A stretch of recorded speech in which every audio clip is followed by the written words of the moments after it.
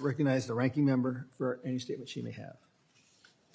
All right, well, thank you, Mr. Gosar, Chairman. It's an honor to be able to serve alongside you, and welcome to our first subcommittee of oversight.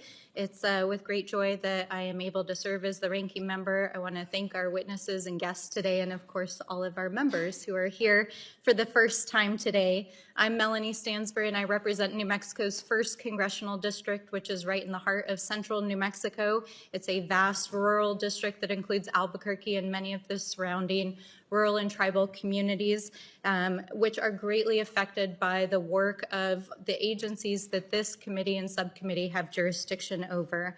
These issues that we cover in the Natural Resources Committee at large, and especially the oversight that we do in this committee, are of great personal concern to me and to the communities that I represent, not only because of the significance of the beauty and public lands and waters that are within my district and the tribal communities that I help to represent and collaborate with, but also because I myself am a science professional who's worked in natural resources for more than 20 years. I've worked in water resources and drought management since the beginning of my career, and worked on the counterpart of this committee in the Senate Energy Committee for a number of years, and in the Office of Management and Budget. In fact, during my time working in the Office of Management and Budget, I was actually the budget and policy analyst who oversaw the budget for the Bureau, the USGS, and the critical minerals issues that we are talking about today. So this is actually a topic that I have worked on for many years, including during my time in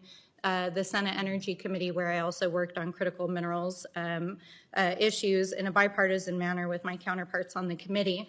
So the issues that we're going to discuss today are near and dear to my heart. Of course, they are of national strategic importance. But before I dive into that, I just want to take a moment, since we are beginning the subcommittee's work, to talk about some of the priorities that we're hoping to work on over the course of this Congress. And I hope and am optimistic that we will find opportunities for bipartisan collaboration, not only for policies to advance the needs of the American people that we represent, but also to conduct appropriate oversight and to root out waste, fraud, and abuse, which of course is our role here on the Oversight Committee.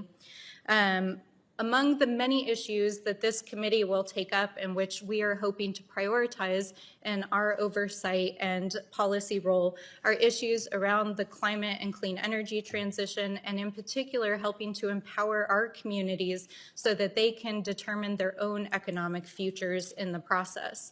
New Mexico is an energy-rich state of all forms of energy, and as we are making this transition to a clean energy future, it is absolutely critical that our workers, our unions, our communities have a strong voice in every aspect of how we plan those local, regional, and national economies.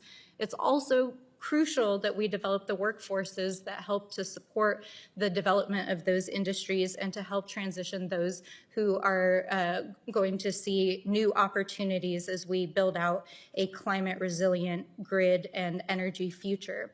In addition to that, obviously, this committee has broad jurisdiction over public lands, forests, and waters, and to the extent that the Oversight Committee takes up issues surrounding those, we'll be working on those issues as well as upholding our responsibilities to our tribes. So the issue that we're here to talk about today, of course, is critical minerals. And as we know, critical minerals, and as the chairman discussed, are crucial to the future of the United States. Up until the 1990s, the U.S. was a net exporter of rare earth minerals, and due to trade policies that began obviously in the 1980s and extended into the 1990s, American mining companies were no longer able to compete due to global prices. And as a result of that, we saw the rise in especially Chinese investment in mining, not only in China, but across the world.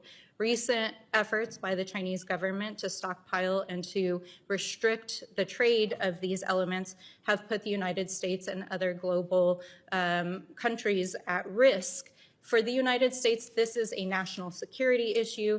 This is an issue that affects every aspect of our economy, as we are completely dependent, every single one of us, on these electronics that run our lives these days and every aspect of our lives. So the question before us is, how do we responsibly develop our critical minerals supply chain through recycling, reuse, innovation, international trade relationships, and making the best and most appropriate use of existing resources in the United States. Let me be clear, we cannot mine and permit our way out of this problem.